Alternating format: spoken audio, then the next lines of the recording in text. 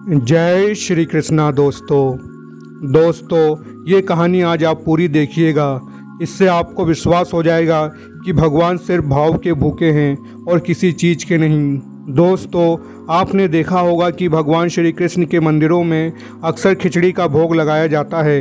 यहाँ तक कि उड़ीसा के पुरी में स्थित जगन्नाथ जी के मंदिर में भी भगवान को खिचड़ी का भोग लगाया जाता है। इसके पीछे भी एक कहानी है एक माँ की ममता से जुड़ी। पौराणिक मान्यताओं के अनुसार भगवान श्री कृष्ण की परम उपासक थी कर्माबाई, जो कि जगन्नाथपुरी में रहती थी और भगवान से अपने पुत्र की तरह स्नेह करती थी। कर्माबाई एक पुत्र के रूप में ठाकुर जी के बाल रूप की उपासना करती थी, उनका लाड़ दुलार करती थी। एक दिन कर्माबाई की इच्छा हुई कि ठाकुर जी को फल मेवे की जगह अपने हाथ से कुछ बनाकर खिलाऊं। उन्होंने प्रभु को अपनी इच्छा के बारे में बताया।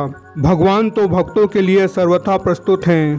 तो प्रभु जी बोले, माँ जो भी बनाया हो वही खिला दो, बहुत भूख लगी है।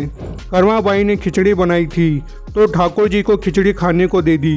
प्रभु बड़े चाव से खिचड़ी खाने लगे और कर्माबाई ये सोचकर भगवान को पंखा झालने लगी कि कहीं खिचड़ी से मेरे ठाकुर जी का मुंह न जल जाए। प्रभु बड़े चाव से खिचड़ी खा रहे थे और माँ कर्माबाई उनको पंखा कर रही थी। भगवान ने कहा, माँ मुझे तो खिचड़ी बहुत अच्छी लगी, मेरे लिए आप रोज खिचड़ी ही पकाया करो, मैं यहीं आकर खाऊंगा।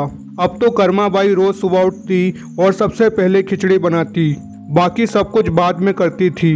भगवान भी सुबह सवेरे दौड़े आते और कहते, माँ जल्दी से मेरी प्रिय खिचड़ी लाओ। खिचड़ी खाने का ये क्रम रोज का हो गया। भगवान सुबह सुबह आते, भोग लगाते और फिर चले जाते। एक बार एक महात्मा कर्माबाई के पास आए।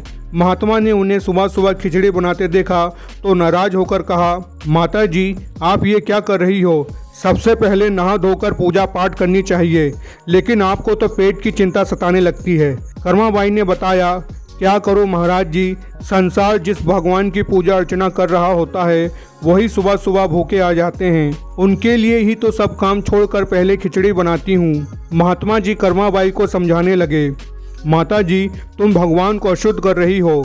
सुबह स्नान के बाद पहले रसोई की सफाई करो, फिर भगवान के लिए भोग बनाओ। महात्मा जी के कहे अनुसार फिर अगले दिन कर्माबाई ने यही काम किया। भगवान सुबह सुबह आए और खिचड़ी मांगने लगे तो कर्माबाई ने कहा, प्रभु अभी मैं स्नान कर रही हूँ, थोड़ा रुको।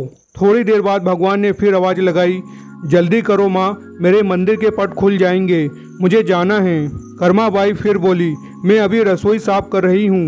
भगवान को लगा कि आज माँ को क्या हो गया है, ऐसा तो पहले कभी नहीं हुआ।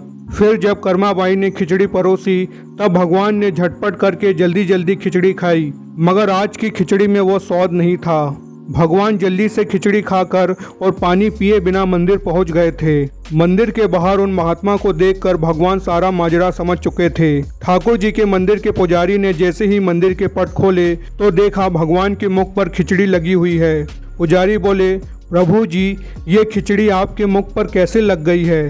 प्रभु ने बताया, पुजारी जी मैं रोज मेरी कर्माबाई के घर पर खिचड़ी खाकर आता हूँ। आप माँ कर्माबाई के घर जाओ और जो महात्मा उनके यहाँ ठहरे हुए हैं उनको समझाओ, आपने मेरी माँ को गलत पट्टी कैसे पढ़ाई। पुजारी जी ने महात्मा जी से जाकर सारी बात कही कि भगवान भाव के भूखे हैं। ये सुनकर महात्मा जी घबरा गए और तुरंत कर्माबाई के पास जाकर कहा, माता जी माफ़ करो, ये नियम धर्म तो हम संतों के लिए हैं। आप तो जैसे पहले खिचड़ी बनाती हो वैसे ही बनाओ, आपके भाव से ही ठाकुर जी खिचड़ी खाते रहेंगे। फिर एक दिन आया जब कर्माबाई के प्राण छूट गए। उस दिन पुजारी ने मंदिर के पट खोले तो देखा भगवान की आंखों में आंसू हैं और प्रभु रो रहे हैं। पुजारी ने पूछा तो भगवान ने बताया, पुजारी जी आज मेरी माँ कर्माबाई इस लोक को छोड़कर मेरे निज लोक को विदा हो गई हैं। अब मुझे कौन खिचड़ी बनाकर खिलाएगा? पुजारी ने कहा, प्रभु जी आपको हम माँ की कमी महसूस नहीं होने देंगे। आज के बाद आपको सबसे पहले खिचड़ी का ही भोग लगेगा। इस तरह आज भी भगवान जगन्नाथ को खिचड़ी का भोग लगाया जाता है। जय जगन्नाथ स्वामी, जय श्री कृष्णा। दोस्तों उम्मीद करता हूँ वीडियो आपको पसंद आया होगा। वीडियो को लाइक करें, शेयर करें, चैनल पर नए हैं तो सब्सक्राइब करें। हम फिर मिलेंगे अगले वीडियो में।